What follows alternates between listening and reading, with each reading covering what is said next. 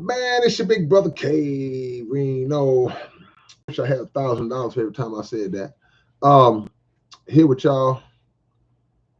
It ain't Friday, it's Saturday now, officially Saturday, but still feels like we in Friday. So we'll still claim Friday.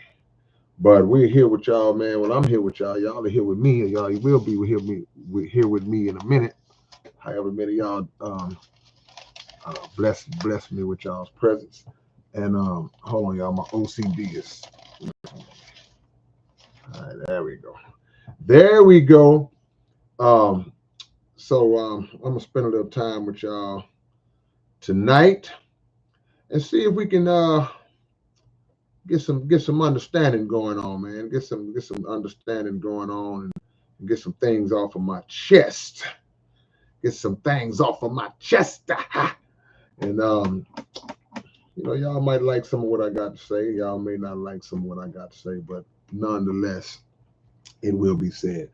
Once again, I got to go through the painstaking task of asking y'all to hit the like button, that thumbs up icon on the screen, somewhere on y'all screen. I want y'all to click that for your big brother, and it would be much, much appreciated as we go in. Well, let's get it on, man. We're not gonna waste no time. As y'all see the topic, it says they would die without us.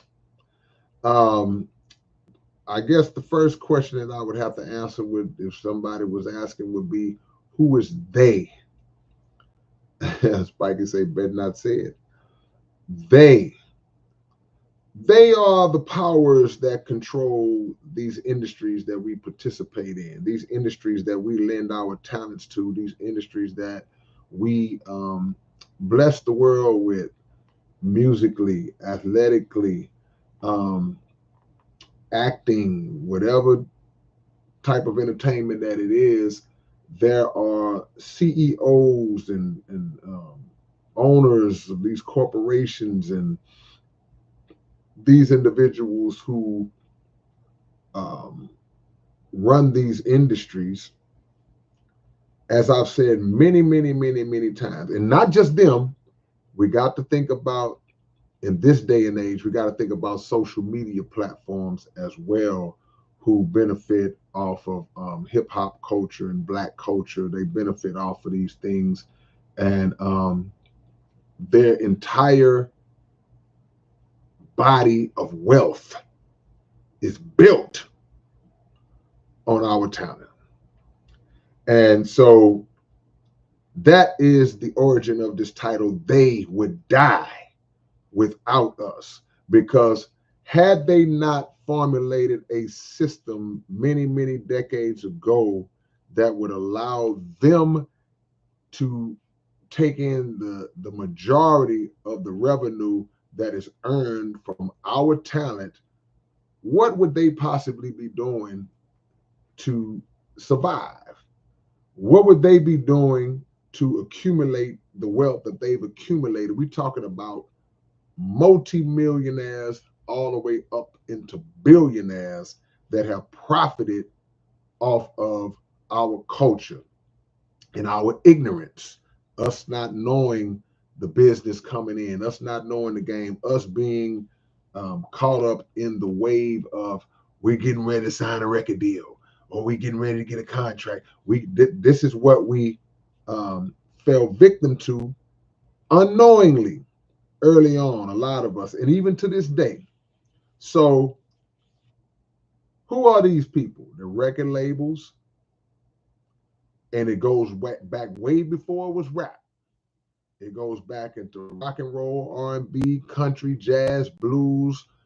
It goes way back before rap, all the way up into the rap era, where they made money and exploited artists for decades, almost a century now.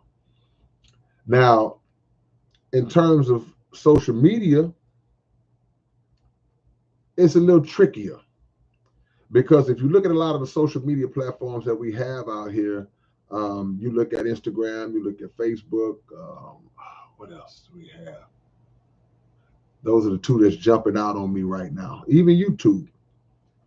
All these platforms, they generate revenue. They make money off of content creators. They make money off of whatever it is you choose to do on social media when you utilize the social media platform. And they make a lot of revenue through advertising and all this y'all see, right now. But, and then, like I said, of course, I said like record labels and the pay disparity has always, even before streaming, y'all know I talk a lot about streaming, but even before streaming, the pay disparity on physical copies was insane. That's not as bad as it is now with streaming. Streaming is just outright slaughter.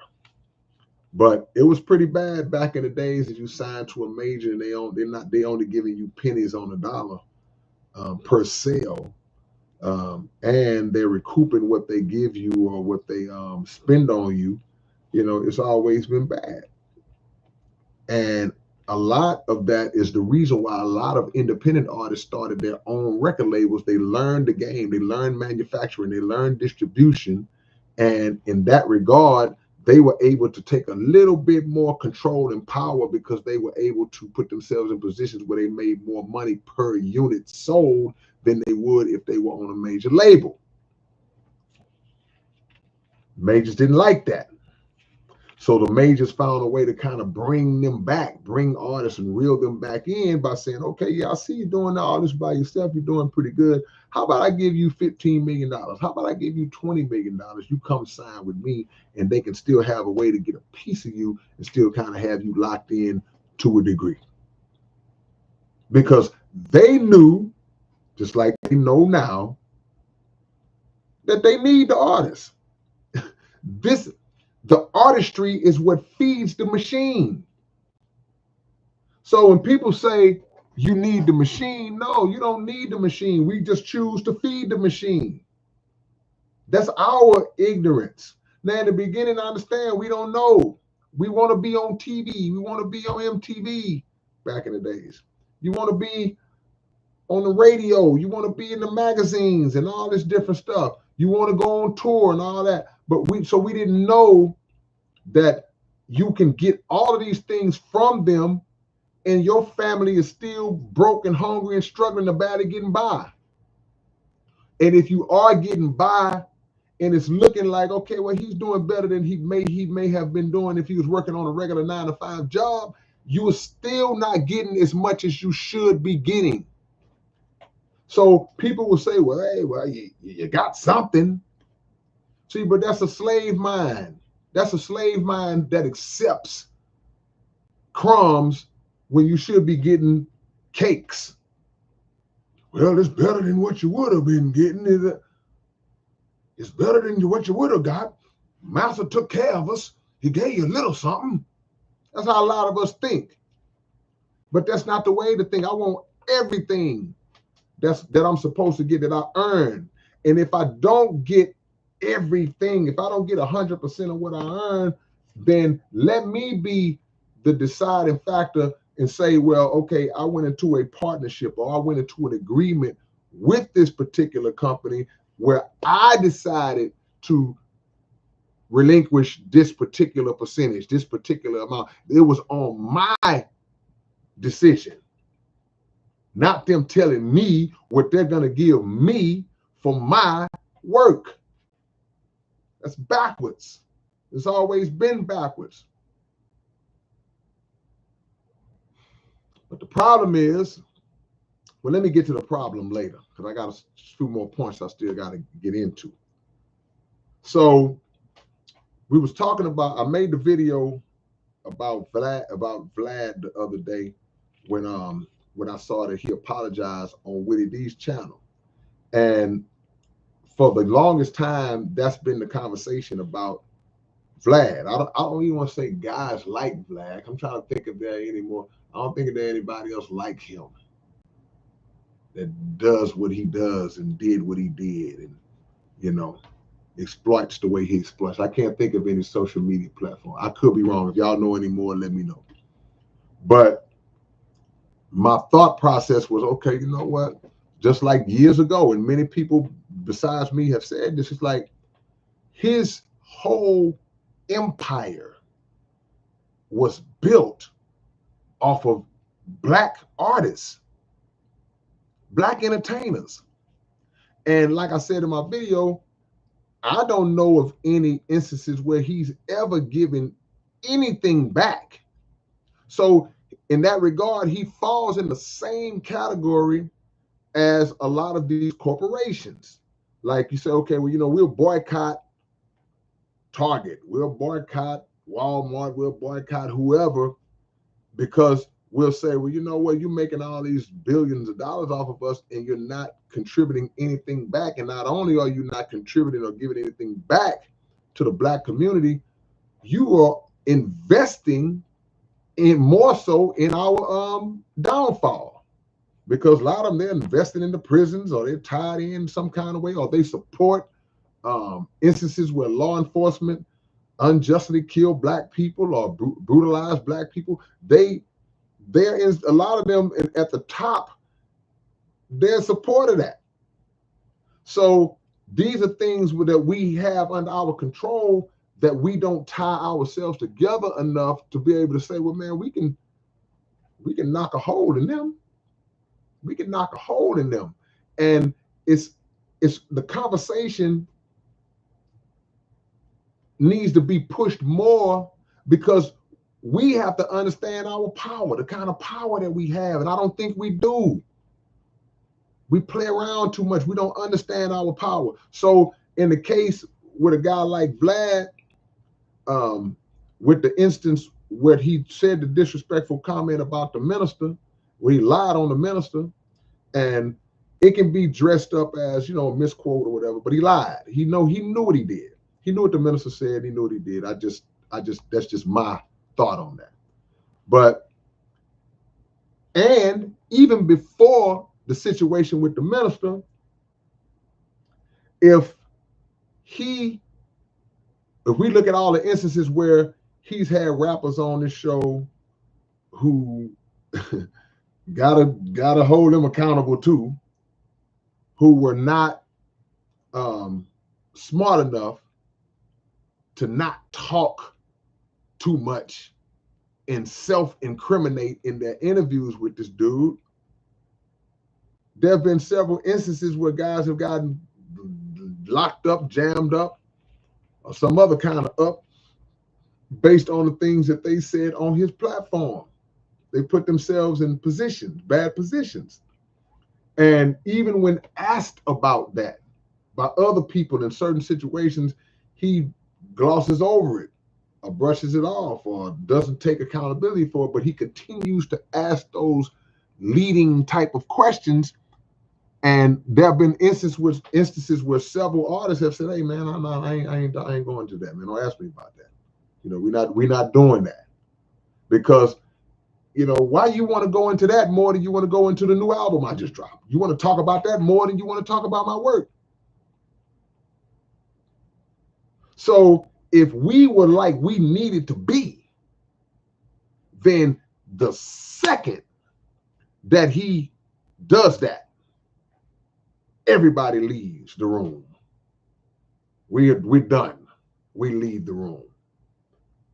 Now, I would assume that a lot of people jumped off his ship when he did what he did to Minister Farrakhan, when he lied on the minister. I would assume a lot. I feel like I know a lot of his regular guests, they backed off of him. They shut him down. They got rid of him. I don't have the ability or the knowledge to know what it did to his numbers or whatever. I've heard people say that his numbers dipped off. I don't know. Recently, that his numbers are not the same. I don't know. But I do know that if that is the case, that would explain why he decided to, you know, play an apology card at this particular time, years later after he did what he did. But that's neither here nor there. My point is, when these things happen, they are perfect examples and perfect moments that we can use to flex our muscle. But in order to flex your muscle, you got to know that you got some. We have the ability to shut everybody down. So I've been talking about streaming platforms for the longest. I'm on this campaign. I'm not gonna stop. I'm gonna be on it. You know, I'm just a little guy. I'm a nobody. I don't have the range and the reach to maybe try to push this thing the way I would want to, but I'm gonna keep talking about it, and who knows, maybe it'll land on somebody's ears that does have the reach, and they'll grab the baton and run with it, and I'll be happy. I'll be just like this, like, okay. But we have to reach a point where we are not still just allowing everybody to acquire generational wealth off of our work and talent, and decade after decade, generation after generation, we end up with little or nothing. Some of our greatest artists have died broke or right close to it. And if you compare what they generated in their lifespan in comparison to what they had towards the end of their lifespan, man, it's enough to make a grown man cry. It's enough to make a grown man cry. Because they have been drained and squeezed and wrung out of all of their resources, not just the talent and the money, but the spirit, the will, just the heart, just the motivation, the inspiration. It dies long before the physical body dies. In a lot of our greats, athletes the same way. Your body is broke all the way down, man, and they cut you. The salaries are a lot higher than they were back in the early days. So maybe the guy would look and say, well, I got some incentive now because at least I made 200 million in my career, whereas those who came before, they didn't see 2 million. But until we figure out how we can shut these cats down in one day we could shut it down, man. But we just will not do it. We are not gonna do it. We just have this mindset. We know, or we think we know where our bread is buttered. But here's the thing. They have shown multiple examples, and there have been multiple instances where they have flexed their muscle and have shown the power to pull the plug on one of us. Not in a day, in a second. They can take you from the top of the mountain to the valley in 5 seconds. And we help them a lot of the time. Sometimes it's a slander campaign. Sometimes they don't like the way you move, and you are moving the right way. You getting on them, you exposing them, you put it on blast, you waking your people up around them, and they don't like that. So they'll come after you then, and they'll initiate a slander campaign and lie on you and try to bring you down and assassinate your character unjustly and things like that. That's one way. But a lot of times we help them because we fall victim to their to the devices that they present to us, and we're like, okay, you know what, hey, this what you like, we know you like this, so here's you got all of this that you want, but in basking in all of this that they present to you because they know what you like, it could be cocaine, it could be women, it could be alcohol, it could be freak parties, it could be what else? Whatever it is, we got as much of it as you want, and we will allow you to just go into your hardest content until you get out of pocket.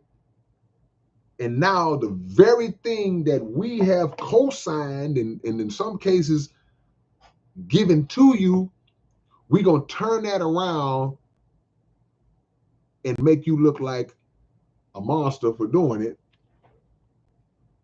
when a lot of times you learned it from them, and a lot of times they positioned you to have it. See? So it's making a deal with the devil. Basically what it is, you're making a deal with the devil, but the devil always comes back to collect what you owe. He always comes back to collect. I've told y'all the story of Rumpelstiltskin a long time ago. Some of y'all might not. I'm not going to tell it again, but go look it up. He always comes back because he knows the power that he got. Y'all click the like button if y'all in here. Y'all haven't. Y'all just coming in. Click the thumbs up button for your big brother, man. He knows the power that he got. And he watches you. He just watches you. Oh, he having such a good time. It's like when you take your little children to the little playhouse at McDonald's, and the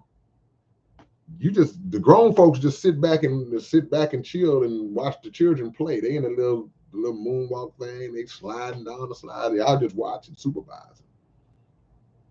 So somebody get out of pocket, then you get up and go over there. That's how they do us. They'll let you have all the fun you want until something goes awry, or you get out of line, and something that you breach the agreement, whatever it might be, or you wake up and start telling everybody else. So you like young white women? Here you go. But now she done recorded your conversations. She playing that stuff back, and now she put it on blast because her goal all along was to get that 50 mil out you. Got to get that 50 mil out you. And even if it ain't 50, we gonna settle out for 10 or 15 or 20. See? They destroy you with what you love because they're going to give it to you in abundance. They will build you up to tear you down. And like I said in the video yesterday, these are lessons. These are precautionary lessons to look and see, to learn from. Watch what you say on these phones and what you say and how you deal with people. Watch it. Because evil is lurking. So when we get to a point where we can look and say, well, you know what, man? Who supports our music? Who buys our music? Who is our fan base? Who is our core audience? Who watches our movies? Who is that support system? We should cater to them. We should target them, go after them. But the problem is, too many of us, we don't feel like we can function without the machine. We can't function without the machine. It's like, I want people in St. Louis to hear me. I want people in California to hear me. I want people in Germany to hear me. I want people in Africa to hear me. Okay, well, utilize the resources that are available. Use social media the right way and not to be on there buffooning and clowning all the time. And create a marketing plan that can help you grow your audience on a national and international scale. Easier said than done, but can be done. It's been done. It's being done. Look at a lot of these young influencers that are popping their names off, man. Now, albeit they're accumulating riches on these same platforms I'm talking about, but here's the deal: we over here in America, man, and since our time in America, we have always had to figure out a way to make something from nothing using resources that we don't own. We've always figured that out. That's what makes us who we are. So get in, get what you can get, and then take those resources to free yourself. That's simple. That's what my suggestion would be. Use the resources to free yourself. That would be like somebody working on a 9-to-5 job and they were able to put something away every pay period for years. If you're able to do that, the economy and life is so jacked up that it seemed like they set this thing up for you to get just enough to make it to the next one, to have just enough to make it to the next one, to have just enough to make it to the next one. But if you are able, or even if it's a group of y'all that's able to just chunk something to the side and then figure out what to do with that something to try to free yourself.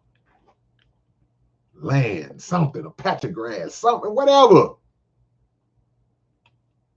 Because we've been in this cycle for decades. We have been locked in we've been running on the same hamster wheel for decades as a people. And any example that we have ever had, just the smallest examples of us unifying, coming together to dry out a corporation, a small corner store that disrespected somebody in the neighborhood. Anytime we've done that, we've seen a glimpse of what it could be. And we just do it for a little while, and then we go back. Okay, well, we slap them on the wrist, and then we go back, right back to spending our money with them, right back to letting them mistreat us. See, how is it that Black people have been in our respective neighborhoods for decades, and you would be hard pressed to find one corner store in a Black neighborhood that's Black owned? It's not to say that there are none, because I'm sure if you scour America, you'll find here and there, but you will be hard pressed. Every store we go in is run by somebody that don't look like us. Every store we go in, every little corner store, the stores we go in to get our fix of cigarettes that are killing us, alcohol that's killing us. What else they got up in there? Pork skins, it's killing us. See, they don't even have enough respect for you to not sell you the things that in some cases they don't even use. See, if you have a Muslim that runs a store in a Black neighborhood, he's a Muslim from overseas, but he's selling pork in there, he's selling cigarettes, he's selling beer and wine and all this crap in there. He don't respect you. He just wants your money. Because as a Muslim, if I don't eat pork, why would I give you pork? If you choose to get pork on your own, there's nothing I can do about that. But there's no way I'm going to say, well, you know what?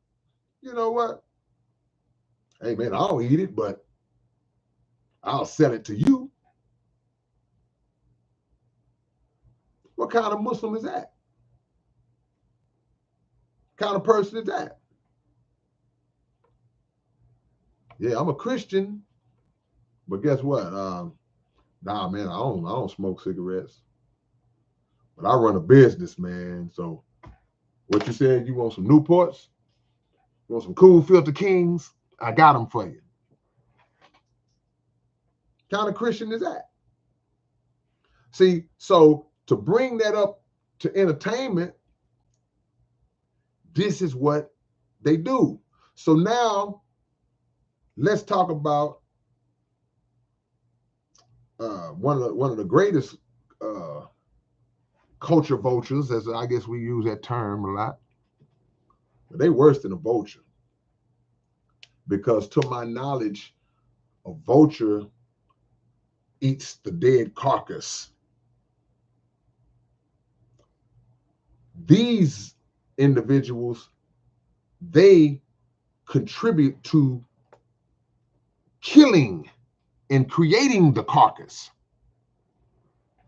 But in one sense, it's still the devouring and eating of a dead carcass, because we dead up here.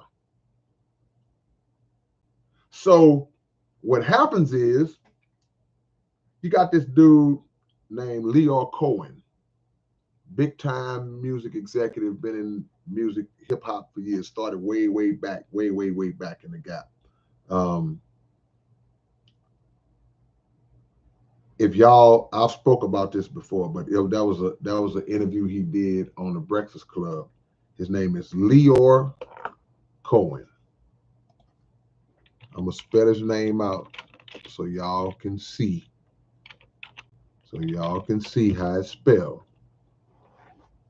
And he was being asked about record label executives exploiting Black artists, Black culture, for them, the executives, to make money. And how is that a good thing? I'm just paraphrasing it. How is that a good thing that you are profiting financially from a death culture, from promoting a death culture among Black people through the music? And his answer was, well, man, I got people I got to feed. Basically said, hey, man, I got to feed my family, so I got to do what I got to do. That's basically what he said. See? So it's people like that now, even at that time, that was just a few years back, but they've always thought like this. But even in 2025 moving forward, they have become so comfortable. It's not even hiding it no more. It ain't even no disguising it no more. It's like, hey, man, I got people I got to feed. But you know what that's saying? You know what the underlying translation of that is? F your family.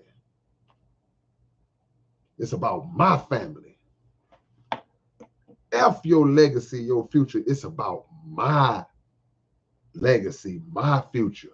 And as long as my people and my family are eating, we could care less. We're going to continue to promote this kind of culture. We're going to continue to poison this culture, put out artists who will be ignorant enough, or we'll make them ignorant enough to continue to put out that kind of music that continues to poison the audience.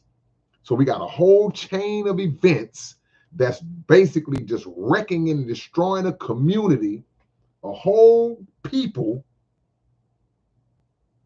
But it's okay because my family getting fed. These are the people that would die if we shut them down. Cut them out. We could cut them by the jugular and they gone.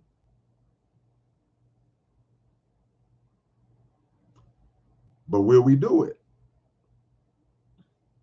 Why is it that in this day and time, we still have artists that are trying to get signed to record labels? Why? If you are a young, aspiring artist on the come up, you're trying to come up, And in 2025, your goal is, I want to get signed to a record label. Okay. My understanding would be, you would be thinking 2 or 3 things. I want to be rich. I want to be famous. I want to sell a lot of music, you know, in whatever order that goes in, right? Okay. 2 of those things could actually happen. Now, 3 could possibly happen, but you could definitely get famous. They can market you and promote you and put you on billboards and magazines and TV, and they can pump dollars into you to make you known. They can pump dollars into entities like radio and things of that nature to get your music played, that could contribute to you selling a lot of records if the music is good, even if it ain't. Those 2 things you could definitely get. But that you getting rich part, that's going to be a little more tricky, because the label's goal is not to make the artist rich. You sadly mistaken if you stupid enough to think that. They are not thinking about, when they sign you, do you think that they are thinking, man, we're going to make this guy a lot of money? No, they're not thinking. They're thinking, this guy is going to make us a lot of money. This artist is going to make us a lot of money. Not he's going to make a lot of money being with us. So that now you may get something. Even in 2025, you might get something. They may put you on a tour. You may get a few endorsements, but you got to really, really be popping to get that. So a few slip through the cracks and are able to live a lifestyle and get a little something, but that ain't everybody. And guess what? Even some of them are hurting or struggling. It's not what you think it is, especially in Hollywood. Especially when we get into the movies and all, and that aspect of it, man, them actors are struggling. They'll tell you, because the wage is not the same for the black actors as it is for the Tom Cruises and the freaking I can't think of none of them. But they're not getting the same money.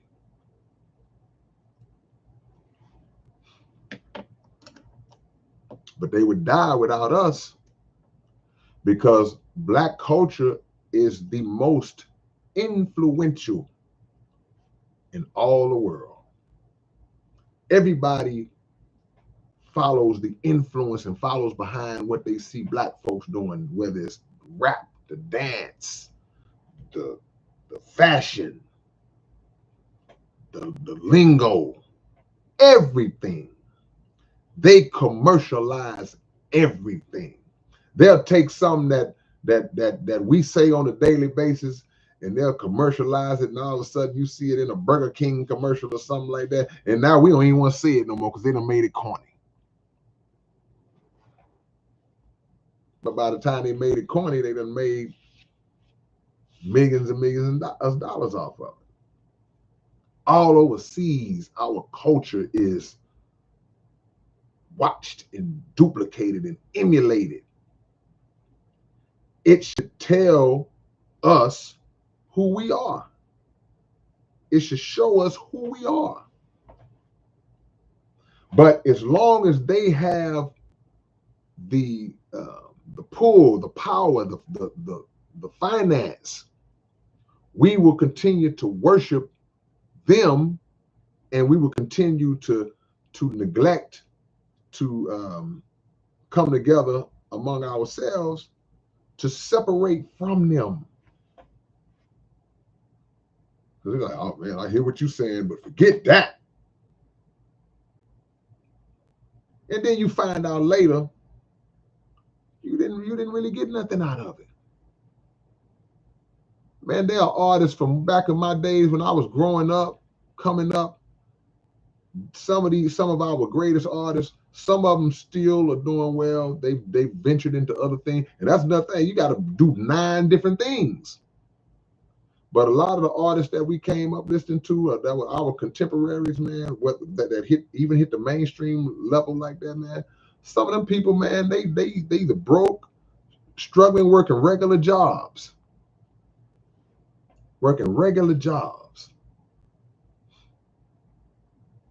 So we talk about the problems that we have with the playlists on radio. Okay, shut them down. Let's have a wave of people coming into the radio station, calling into the radio station, and expressing the fact that, hey man, I don't want my children listening to songs about booty holes and all this different type of stuff, man. I don't want that, you know. My 8-year-old is singing about booty holes. Shut them down. Oh, these guys are getting on platforms and comfortably talking about exploiting us. And okay, shut them down. This guy got a platform where he can just do black folks any kind of way he wants, but yet we keep coming on there. Stop coming on there. Shut him down. Establish a high degree of respect for our community and for our people, that they have to look at and go, we can't play with them like that no more. We can't play with them like that no more. That's the problem. Everybody can play with us. Everybody can play with us. Politicians can play with us. How can politicians play with us? Because every 4 years, they start fake pandering for the black vote. They don't worry about nobody else vote. It's never the Asian vote. We got to get the Asian votes. They come straight for the black vote every time. You know why? Because we fall for it every time. Every category of life, we are exploited because we continue to let it happen. At this point, it ain't even their fault no more. When you let somebody do something to you continuously, it's not even their fault no more.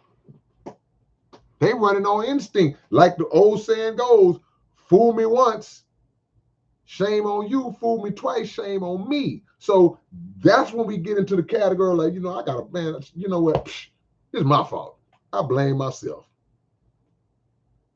You catch yourself and go, man, I'm the dummy. And that's how we got to be on a bigger scale. Because it don't take money to start.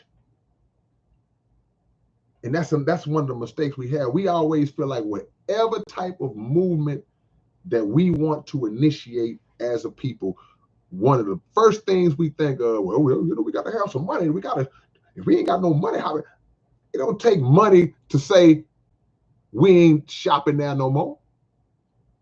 It don't take money to say we not giving Vlad no views no more. It don't take money to do none of that. When I was talking about the artists refusing to put their music on streaming platforms, I said I proposed for 1 year. If artists decide, and this transcends race, because I don't care if the white artists ain't making no money off streams either. The Latino artists ain't making no money off streams either. But I'm saying, if we just say for 1 year, nobody's putting out no music. 6 months, nobody's putting out no music. My point is, let's calculate if possible, we may not have a way, maybe there is, but maybe we may not have a way to determine the exact amount of revenue that would be lost. But I can say with confidence that it will be it will strike like Big Mama's house. It'll strike a mighty blow. Just 6 months. Nobody drops nothing. They understand 2 languages, blood and money. So we ain't gonna go in there killing people. But let's go to the other side. Let's go to the money. Okay, well, you know what? So, what y'all want? Hey, man, look, bro. Y'all not paying us nothing off this, man. Y'all making all this money, man, off. Y'all don't do nothing, man. We sit up and wherever we are, we sit up with pens and paper and phones and thought and whatever method we use to create. We sit up and we create thinking hard and being original and trying to come up with something that's going to change the world and to provide art that can help people and save people and transform minds and make people feel good and dance and sing and take their mind off problems and transcend racial barriers, to transcend geographical borders, to transcend language barriers. All this stuff is accomplished through music, right? Go to the studio, put your work in, you do all that, and somebody says, okay, that was good. Every time somebody purchases a stream of that, we're going to give you a portion of this. Not the whole this, not the entire this. We're going to give you a little pinch, a little microscopic pinch off of this for all your work, man. I mean, how disrespectful is that? How blatantly disrespectful is that? Even if you're not an artist, you got to feel that. Universal mother of all, I appreciate the love, appreciate the donation. One of the OGs in the game. But even if you're not an artist, you got to appreciate that. You got to like think of that like, man, that's what they get? That's what they paying? That's like, it's almost comical. But as I say every week, it's also intentional. There is no degree of fairness that exists in that model. Now think about the physical days. They was robbing and raping us back in the physical copy days, right? Back when physical copies was the only game in town and labels was selling hundreds of thousands to going gold and platinum. Independents was selling 20, 30, 50, 100, 200,000. And everybody was, you know, doing all right. But they was raping the game back then. But at least they could say, well, we had to press up 50,000 CDs. Or if you go back further enough, CDs and cassettes. We had to print out all this vinyl and get it out. We had to distribute it. So that takes money to physically ship this stuff out to retailers and things of that nature. They could kind of hold on to that argument, even though they were still raping. But in the digital age, there is no manufacturing that you have to factor in. There is no manufacturing. The artists themselves will upload their stuff on to Spotify themselves. There's no tangible entity that you are touching. Y'all understanding what I'm saying? It's robbery. So for them to say they are not doing anything, there's no work that has to be done. All they do is, okay, we have a big platform that they've been had in place. Sony's been in place. Universal's been in place. Warner Music Group has been in place. All these entities have been in place since the physical days, but now they are not sending out anything physical. And you get a little pinch off this penny. What work are they doing? So somebody got to be like, hold on, wait a minute, man. Meanwhile, the artists still doing what they always did. And meanwhile, they said, okay, well, you know what? Guess what?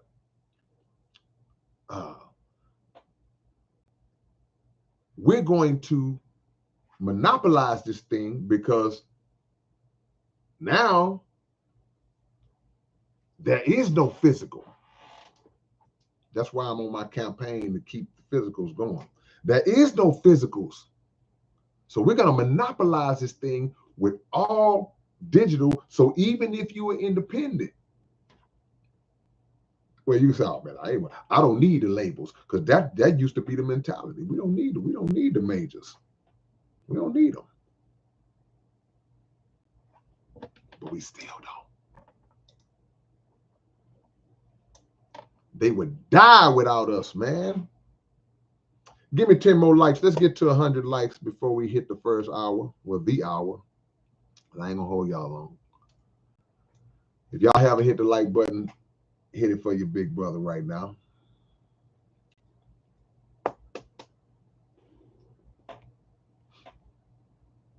And Erica, no, it's not 1 penny per view, per stream.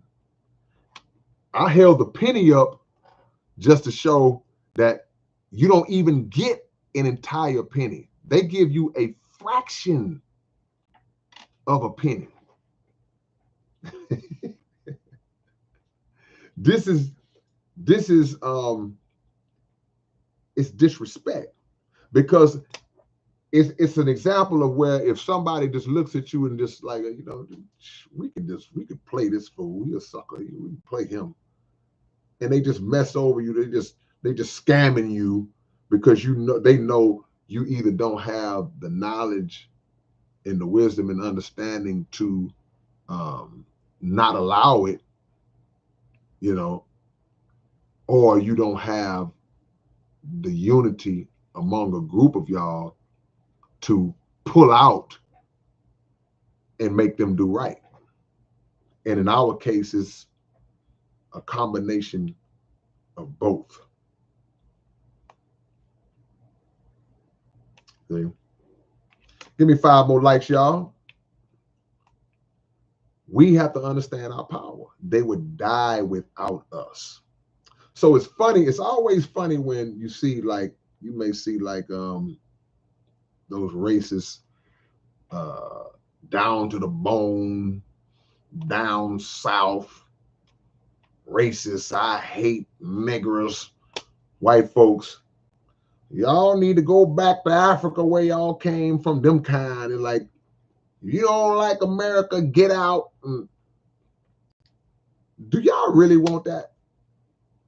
Would y'all really want black folks to just make a mass exodus?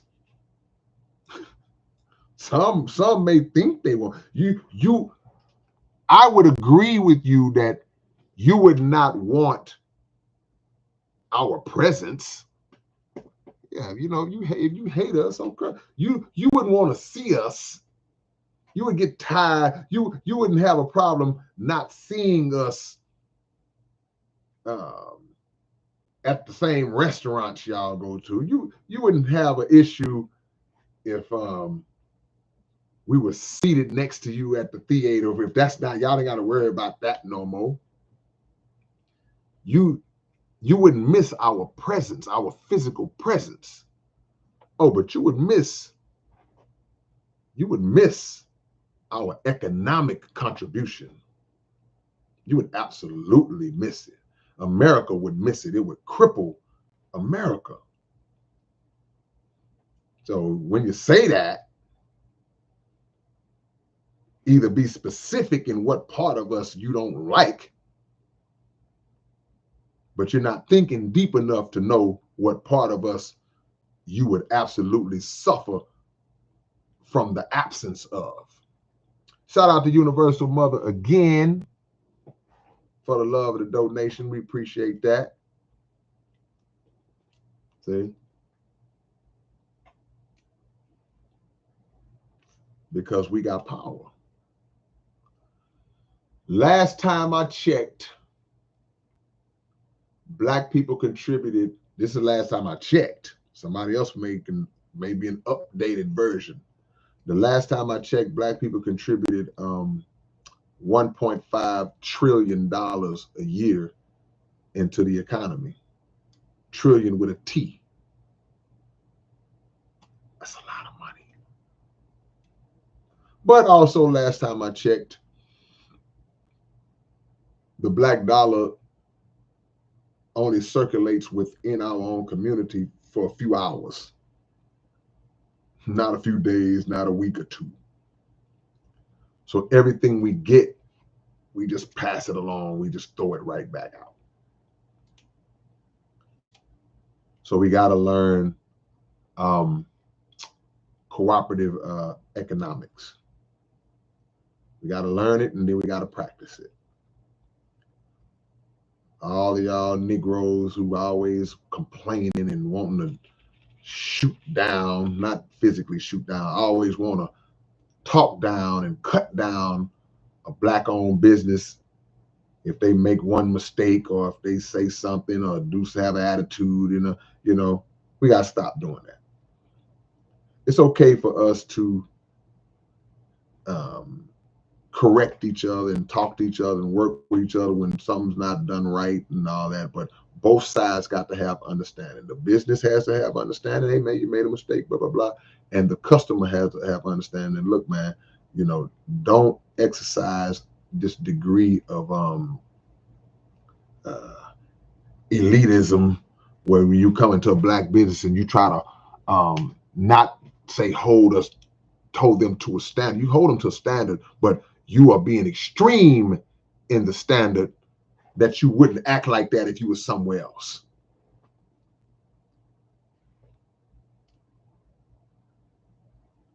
Because we're being envious. Give me 4 more likes, man. That 96 is just dangling. It's bothering me. If we got 4 people who haven't clicked the thumbs up, let me get that like. Let me get that like up off you, man. I don't ever want us to have this feeling of man, it ain't nothing we can do. What can we do, man? I mean, they own everything. They do. They do.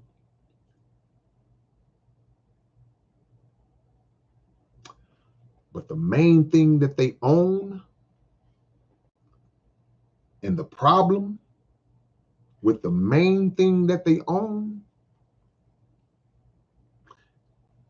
the most important thing that they own is not the corporation, is not the social media platform, it's not the record label, it's not the corner store, it's not the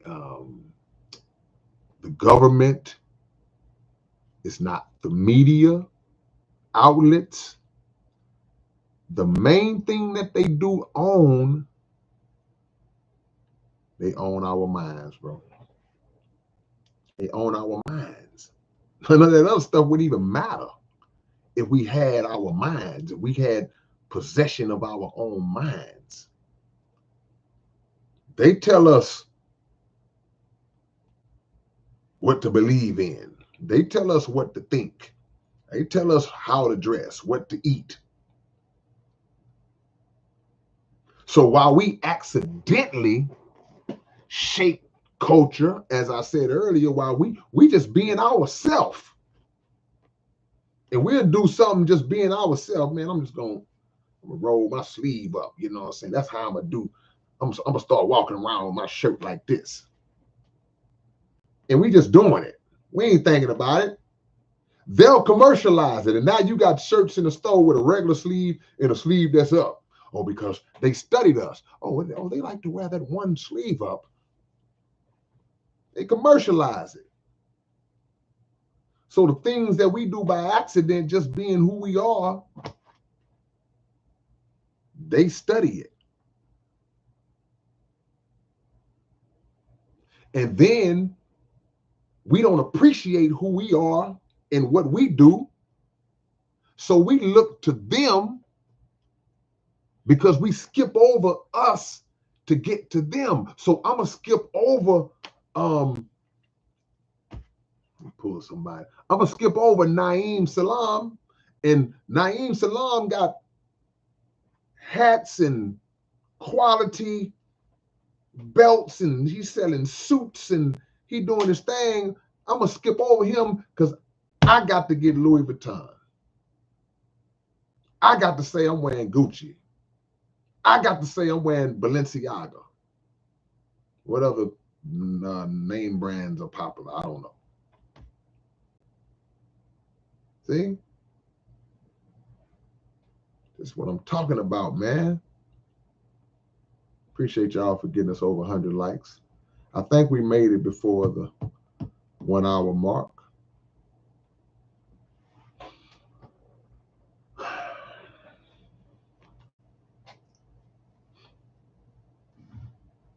We could dry them out, man. That's not an industry in this country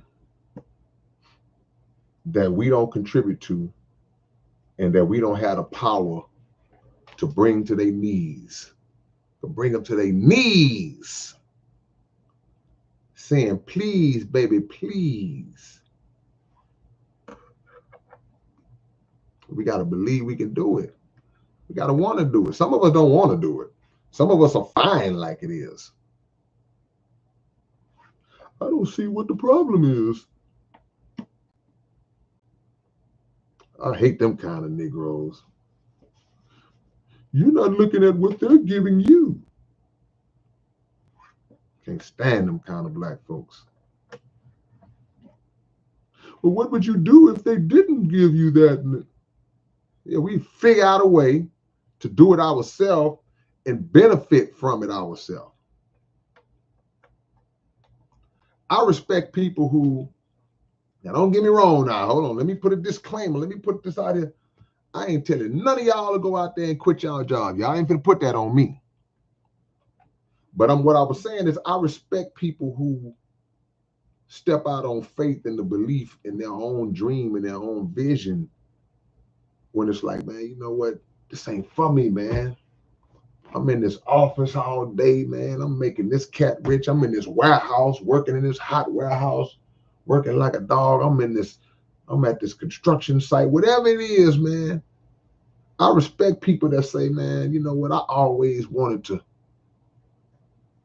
People always like my cookies, man. When I bake my cookies, man, I always sold out at the church or whatever. Man, I'm gonna start my own business. I respect people who step out and make it happen, or at least try.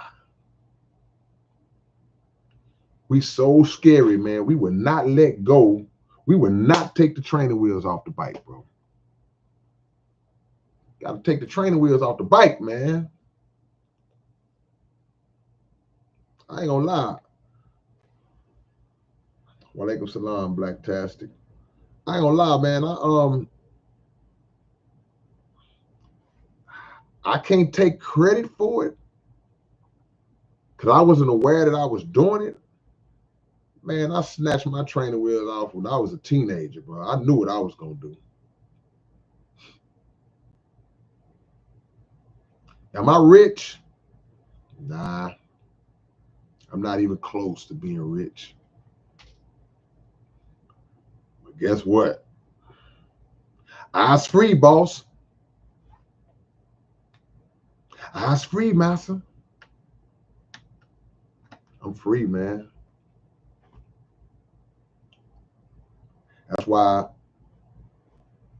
I don't have no issues. I don't have any hesitation. I'm not afraid to talk about the radio stations and those who own the stations and the politics and that. They don't play your music, so don't play it no way. Not afraid to tell y'all about freaking Vlad or Leor Cohen and these, and those are just a couple of cats. It's many more.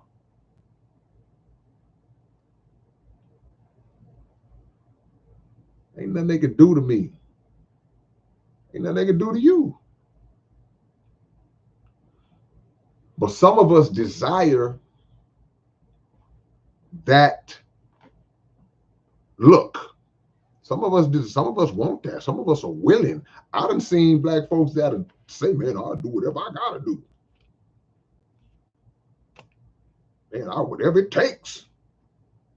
I tell y'all, man, I heard this one dude, man, but I ain't hear him, but I read a post of his a few years ago on Facebook. This dude was saying some stuff, man, that made me lose all respect for him about what he was willing to do to make it. This somebody I know personally. You know, he was joking, man. You know, there's certain ways you don't play. Certain ways you don't play. So you talking all this like you want to be in that world that bad? I can't. It's like I can't wrap my mind around it. It's like you willing to do all manner of things to yourself. You willing to disrespect. And I'm talking about men. I'm not even getting to the female actress or rapper. I'm not even on that yet. I'm talking about these are guys who would. It's like you, man, bro. I had to come to the realization myself because I couldn't believe that there are certain people who think like that they would do anything.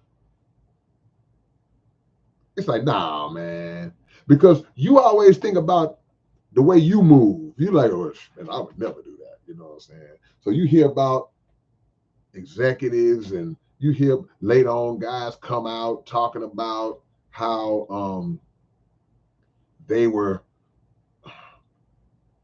SA'd at a meeting and the only way they were able to get this deal is if they were propositioned to do, and they did it, and now bro. So I'll look at it like, nah, man, that ain't real, because I can't fathom that.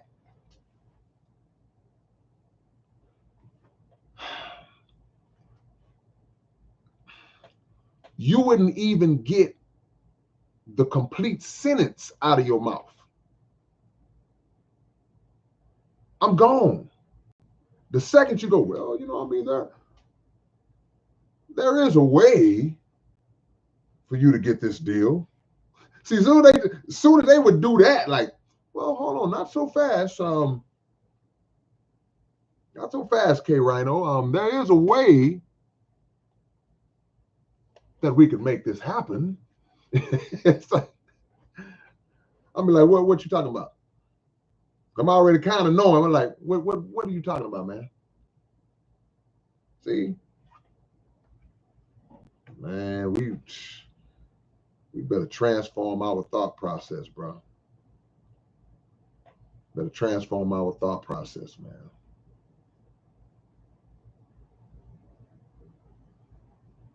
Power concedes nothing without a demand.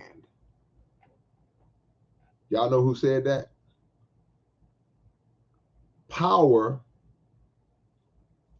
concedes nothing without a demand.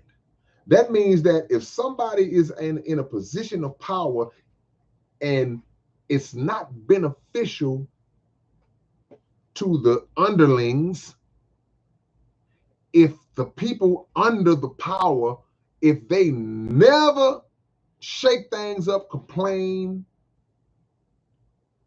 power will never wake up one day and go, man, you know what, man? We doing them people wrong, man. We shouldn't. We need to do right. They're not gonna ever do that. So now a demand comes, like you look at the civil rights movement and all of the unjust treatment that was taking place blatantly, still happening today, but it was blatant, it was out in the open. Sooner or later, black folks, a group of black folks was like, nah, man, we can't. Nah. Y'all, we demanding that you treat us right. I remember, I'm gonna tell y'all a little story. I was invited to this meeting one time, and some things was going on downtown in the mayor's office. And the people I was in this meeting with, they were discussing on what we need to do or what we can do to get the mayor's office to change how they getting down towards us, right? And there was some, this was a small meeting.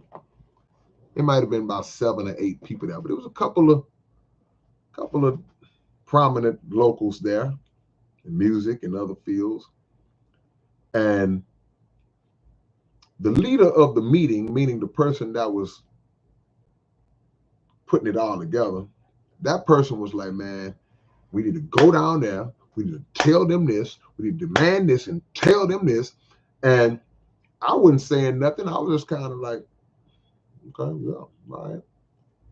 But this one particular person was like, man, we can't go down there telling them people what they better do and what.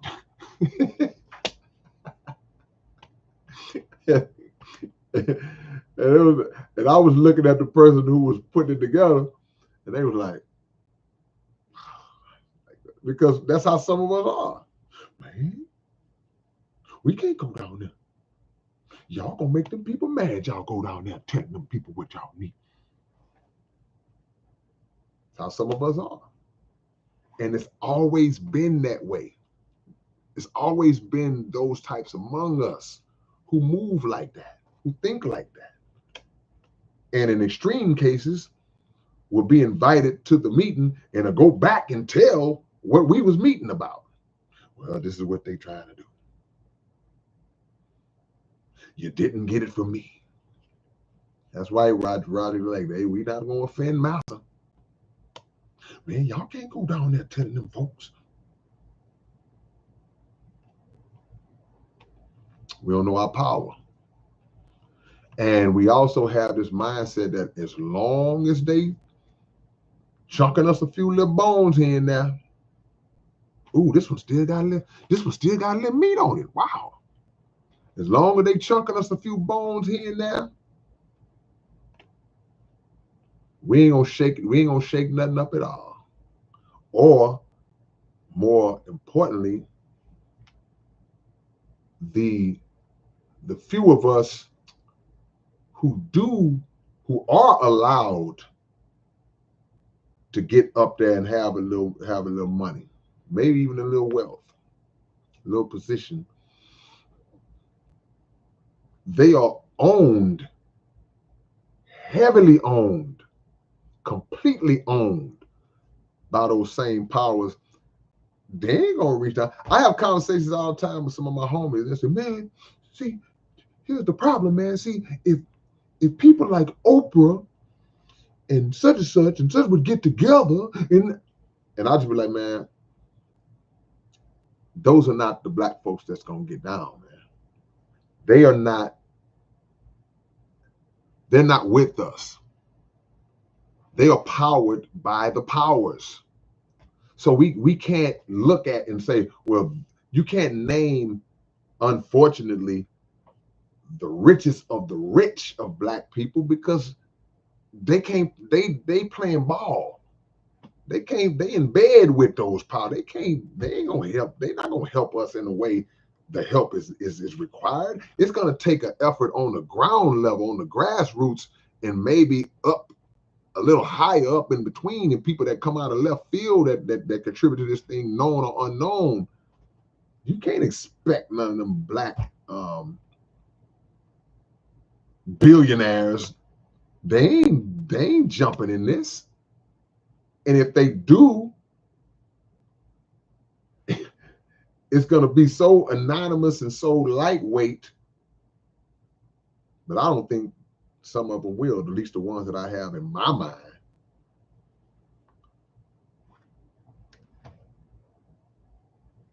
That's right, Erica. They are comfortable.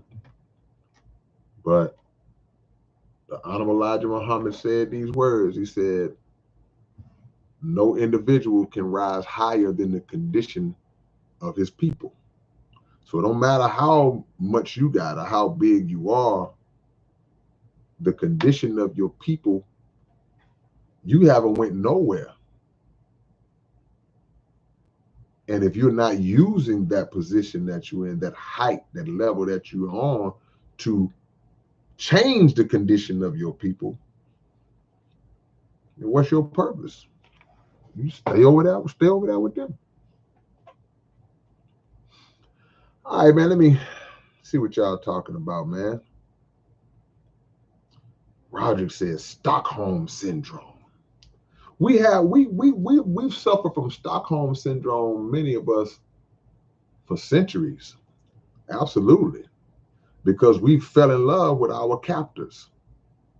We done fell in love with our kidnappers. We have merged into his mind. That's why so many of us bumping heads with those of us who would have a mind of rebellion against this system. So yeah, you're right. We fell in love. We've joined on with our kidnappers. Yeah.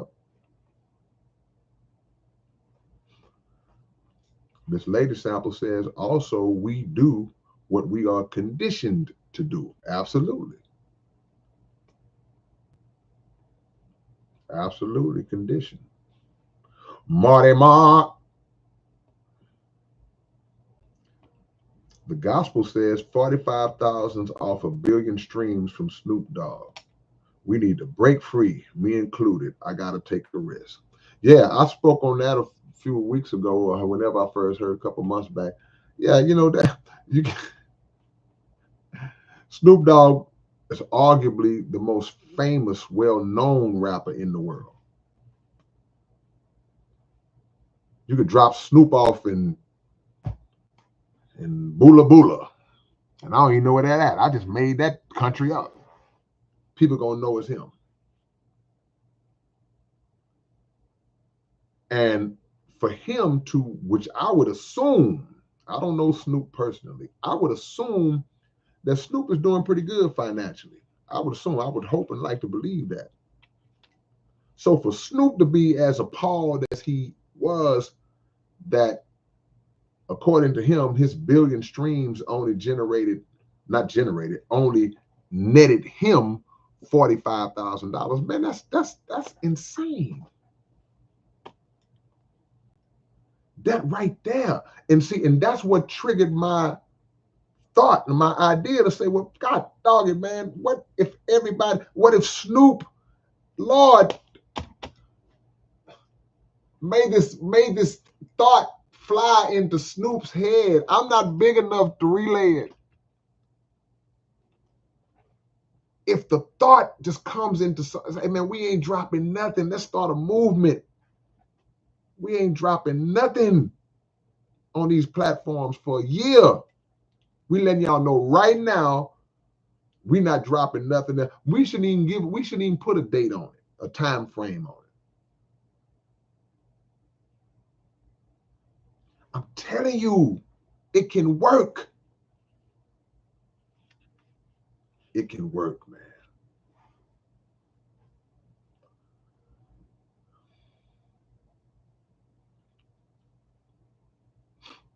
Hector says, I don't like the sellouts in our Latino community, brother, as well. Yeah, I mean, unfortunately, we all got them. Y'all are y'all are kind of seeing it now when you had a lot of Latinos that was really, really riding, oh man, Donald Trump, Donald Trump, Donald Trump. And then he started deporting your family members. It was like, wait a minute, Trump, we thought you loved us. So, I mean, it happens in all communities, man.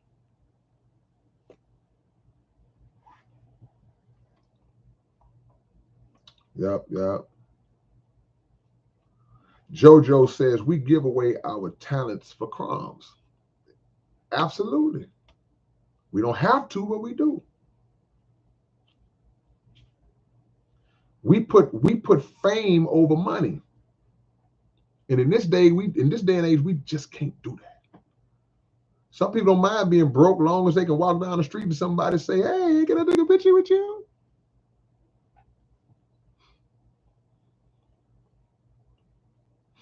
Roger says, drop nothing until they come to the table. This can be done. It can be done. Lord, let this idea. I ain't got to get no credit for it. Y'all know I said it first. I want them to feel the pain. And I don't like the disrespect, because it's not just an insult to us from a financial point of view. It's an insult to our intelligence, man. They telling us these people so stupid. We just gonna do this and basically just rob them of 99% of the revenue, and they're not gonna do nothing about it. I do not like people insulting my intelligence. That's just a thing I have. It's like, we can argue about stuff, we can disagree, but when you talk to me like you think I'm stupid enough to believe something stupid or to accept something stupid, that's telling me what you think about me. So that's how I view this whole setup with the streaming and all that. It's like, Vlad, whoever you can name, it's like, you are telling us that you can treat us any kind of way you want to, and then you're going to still benefit off of us. And the sad part about it is that it actually comes to pass like that. We got to get better.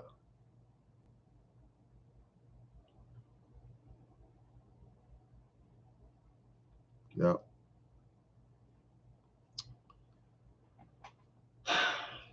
So I want to instill the belief that we can do it. Because how can I instill the belief that we can do it? All we have to do is check if we can. I'm not skilled at that, but I know somebody in here is. We have to check what percentages of revenue do Black people contribute to certain industries per year, per quarter, per whatever, and just say, well, man, look, if this can be removed, or a portion of it, we can look and say, okay, this can be done. Because put yourself in the position of those in power, and just or better yet, whatever you make on your job, let's say you get paid every 2 weeks. You get paid on the 1st and 15th. Whatever you make on your job, you have bills. Imagine, not all of it, imagine if $500 a month was extracted from your monthly income. Now, some of us are doing better than others. Some of us make more money than others. Okay, fine and dandy. Okay, but regular people working, if $500 a month was taking out your check, you make $500 less every month starting next month, would that not affect your personal economy? Keep it real. Hands up in a yes if it would, right?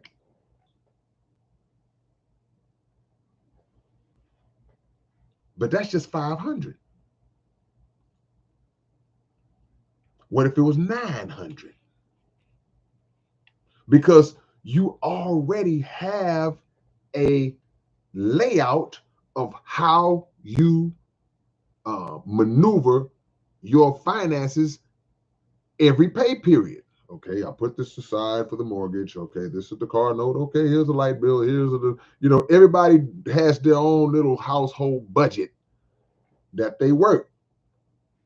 So if something, if a meteorite crashes into your financial planet and knocks a chunk, $500 is a small chunk in the grand scheme, but in your personal economy, you're going to feel that. I'm saying that to say this. If they're making, I don't know the number, man, but let's just say they're making $1 billion a year. Could be more. But just say for the sake of the conversation, they're making $1 billion a year. And all of a sudden, when artists decide we're not putting in that 1 year, that billion that was coming every year now is 750 million. So they've lost $250 million off of their annual bring in. Now, you can look and say, well, man, they still made 750 million. Yeah, but they used to getting $1 billion. Because if you make $5,000 a month and you lose the 500 a month, I told you, somebody will say, well, yeah, but you still make 4,500 a month. That should be enough to have. It depends on your way of living. You may have created your lifestyle around the 5,000. So they would feel that nobody wants to lose no $250 million. Okay, how much money you got? One thing about rich people, they never stop trying to get money. So if Elon Musk got to his first billion and said he was, hey, I'm cool, I got $1 billion, he'd still be cool at $1 billion. A billion should last you in three or four of your generations should be fine if you got $1 billion. But he got to 10 billion. He got to 20. Him, Jeff Bezos, they got to 30. Bill Gates, they got to 40, 50. Now they are over, him and others, they are over $100 billion in net worth. So I know a lot of dummies. I've met a lot of dumb people in my lifetime, bro. I've met a lot of fools in my lifetime. I've been a dummy and a fool. I'm still a dummy and a fool sometimes, right? But one thing I can say, I ain't never in my life met not one individual in my life that I would believe would be dumb enough to blow $100 billion in their own lifetime. Nobody is that dumb. So the point I'm making is that no matter how much they have, they are still continuing to make money. So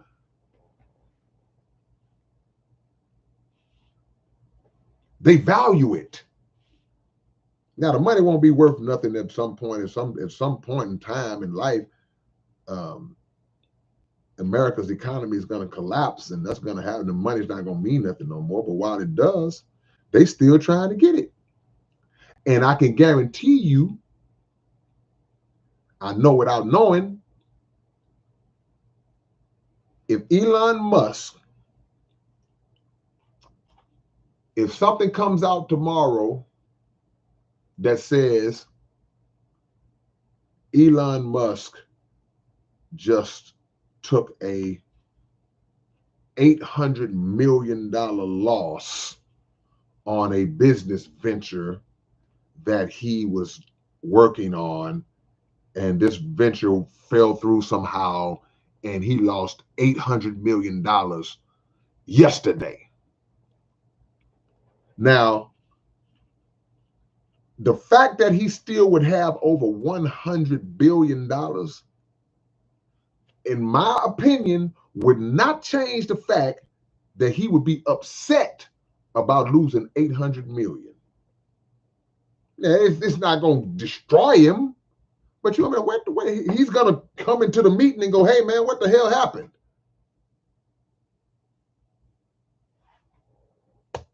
Saying all that to say that whatever amount they would lose by us making this effort, if we were to do it, they're going to feel it. And if we do it right, I believe it would be enough to bring them to the table. Now, to the K-Rino critics that might say, well, man, hold on, man. If you always talking about we need to move around and not deal with them and separate and do our own thing, then why are you making such a big deal about, because we are still functioning in this world right now. We still operating in this world right now. While we utilize these mechanisms, and while we are giving our talent to it, we need to be compensated fairly for it. That's just like with the, not equating it, but like the reparations argument. It's like, okay, well, hold on, man. If y'all want to separate and do all this, why you worry about reparations? That's part of the contributing to the separation. So yeah, we still want what's owed to us. And again, like I say, I don't like people insult my intelligence.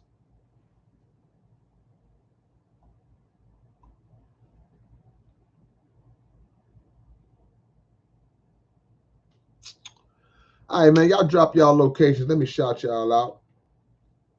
Let me shout y'all out, man. I appreciate y'all listening to me run my mouth. I've been doing a few open topics, so I had to make sure I wanted to get a full-on topic with y'all, man, because this been on my mind all week. And it was just on my head. So and then you know, this is ongoing. This is like a series. This whole streaming war,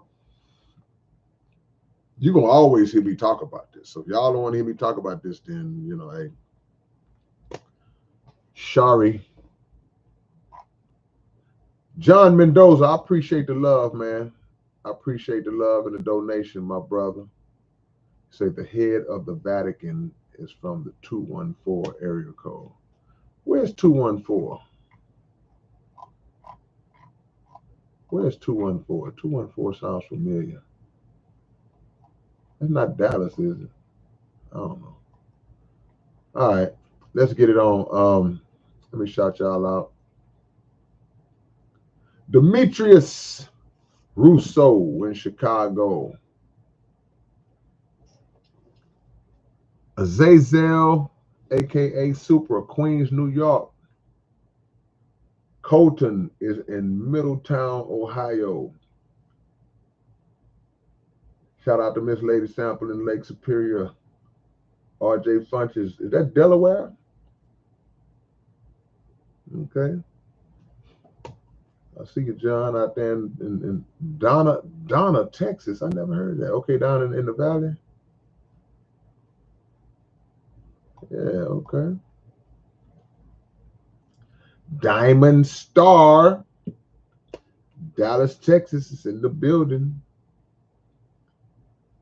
Battlefield Entertainment, Baton Rouge. There it is, man. Wow.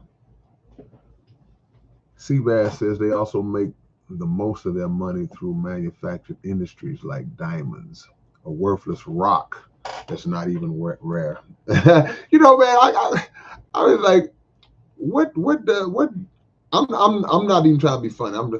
What does give diamonds their value? Why are diamonds valuable? I might be dumb on this topic. I'm just somebody make me know. Ethan is in San Jose. Yaniel Suarez in Richmond, Virginia. John is in Dallas. Ypsilanti, Michigan. My brother Grandmaster Rodimus. Tommy No Hooks in Salt Lake City. Michael, I thought you said at the club. You said at the crib. About to get ready for work. Yeah. Yeah, 214 is Dallas. I knew that, Round Love. I thought so. Damian Espinoza, down in the 956. That's the Valley too, right? Naeem Salam, 7 Mile, Detroit. Naeem, you gonna come hang out with me when I come to Detroit in June? Erica is in Beaumont. What's up, Erica? Man. Massini says, I had an idea that if you earn $10 million, then you have to retire and let the next person in to have your work. That's, in theory, that's honorable. Harlan is in the 208, Napa, Idaho. Man, appreciate the love, man. Say diamonds are a girl's best friend. Yeah. Thank you, Mike. Spikey says maybe diamonds hold a high frequency that make you feel valuable. I don't know, because I'm as y'all know, I'm as plain Jane as it come. I'm not a materialistic person. Y'all, I don't wear watches and necklaces. I'm just a plain guy, so I don't see it, you know. But that's just me. I can't speak for nobody else. Yeah. What's up, Cass? Cass says on Amazon Music, you can request that your music is only allowed to be purchased and not streamed, so you can still mess with them. Yeah. And I know on Apple, you can sell downloads. See, downloads and streams are two different things, you know. But that's good game. You just gave some good game. Yeah.